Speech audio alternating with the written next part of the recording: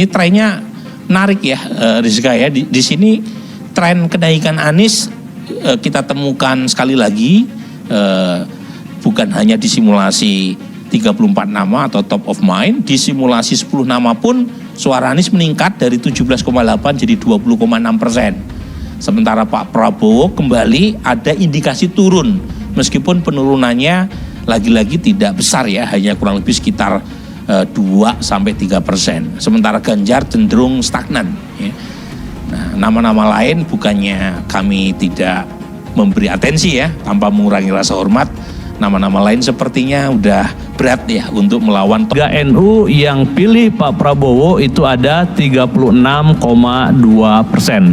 Yang pilih Pak Ganjar 35,5%. Yang pilih Pak Anies ada 17,9%. Muhammadiyah Pak Prabowo dapat 20,8%, Pak Ganjar 33,0%. Paling besar adalah Pak Anies di angka 45,2%. Jadi 45,2%. Jadi di Muhammadiyah Pak Anies yang unggul dibandingkan dengan Pak Ganjar maupun Pak Prabowo. By law, by constitution kita untuk ditetapkan menjadi presiden, kandidat harus mendapatkan di atas 50% suara.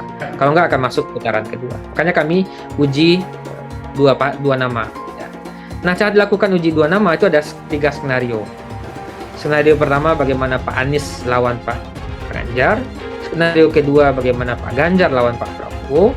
Skenario ketiga Pak Anies lawan Pak Prabowo. Jadi masing-masing dapat 2 pengujian. Ketika Pak Anies lawan Pak Ganjar, itu memang Pak Anies unggul dengan selisih sekitar 4%. Ya, jadi Pak Anies unggul dengan selisih sekitar 4%. Kemudian ketika dilakukan uji antara Pak Ganjar dengan Pak Prabowo, situasinya kompetitif ya, dengan selisih sekitar 2,2% dalam rentang margin of error, kompetitif sekali antara Pak Ganjar dan Pak Prabowo. Tapi ketika dilakukan uji simulasi terakhir Pak Anies dengan Pak Prabowo, Pak Anies unggul sekitar 6%. Artinya apa? Faktor ini yang seperti kita analisa bahwa punya irisan pemilih itu terbukti bahwa Anies sudah naik di basis ini. Yang kedua memang pergerakan ya, langkah-langkah pergerakan politik yang dilakukan Anies Baswedan cukup masif. Dan ini juga dekat dengan Jakarta. Kita tahu Anies dipersepsikan tingkat kepuasannya sebagai gubernur cukup tinggi. Dianggap gubernur yang relatif berprestasi. Kemudian itu terkait dengan Banten, Jabar itu mendekati dari ibu kota Jakarta. Dan itu punya dampak kepada Anies Baswedan. Itu yang menyebabkan. Ditambah belakangan adalah efek deklarasi yang dideklarasikan oleh Partai Nasdem sehingga Anies lebih firm, lebih pasti, lebih ada informasi lebih kuat kepada publik bahwa Anies bakal maju di Pilpres mendatang. Itu mungkin faktor-faktornya. Yang satu lagi tadi Eva menanyakan tentang hotel efek ya.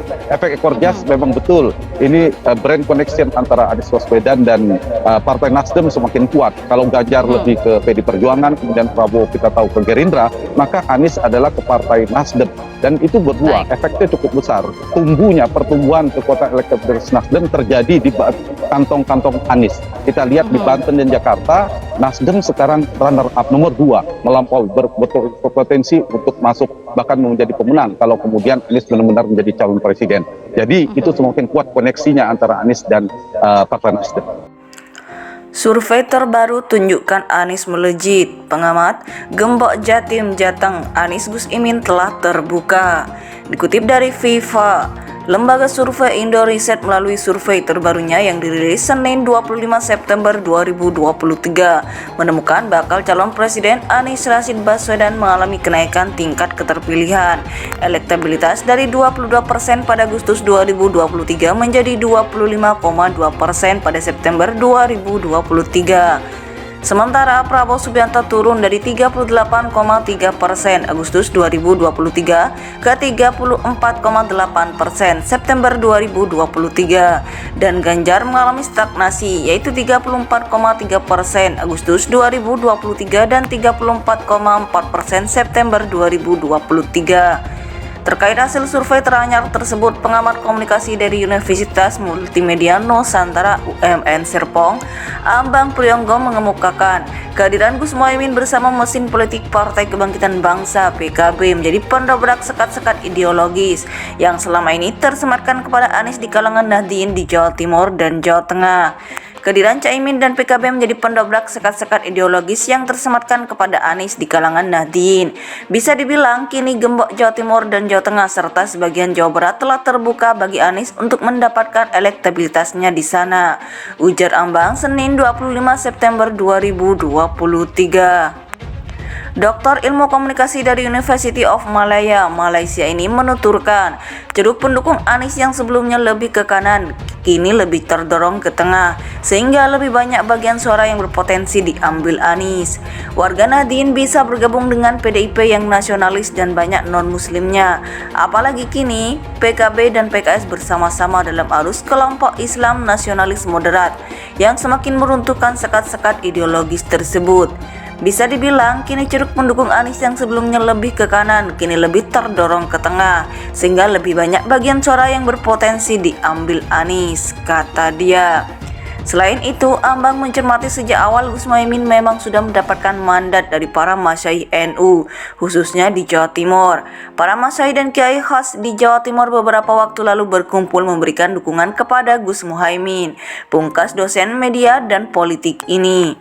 Sebanyak 99 kiai khas Jawa Timur telah memberikan mandat kepada Gus Muhaimin untuk maju dalam bursa kepemimpinan nasional pemilu 2024. Mandat tersebut disampaikan dalam acara musyawarah Kiai Jawa Timur yang digelar di Pondok Pesantren Bumi Sholawat, Sidoarjo pada Kamis 23 Februari 2023. Artinya tinggal tunggu waktu saja, suara dari Nahdien di seluruh Jawa akan bergeser kepada Anies dan Gus Muhaimin.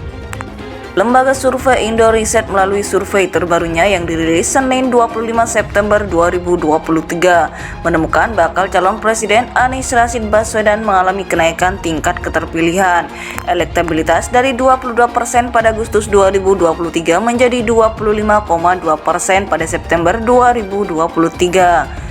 Sementara Prabowo Subianto turun dari 38,3% Agustus 2023 ke 34,8% September 2023 dan Ganjar mengalami stagnasi yaitu 34,3% Agustus 2023 dan 34,4% September 2023.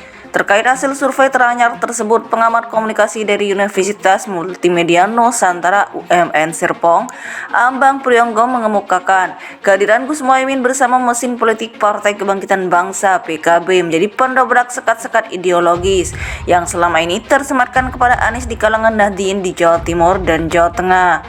Kehadiran Caimin dan PKB menjadi pendobrak sekat-sekat ideologis yang tersematkan kepada Anies di kalangan Nahdien.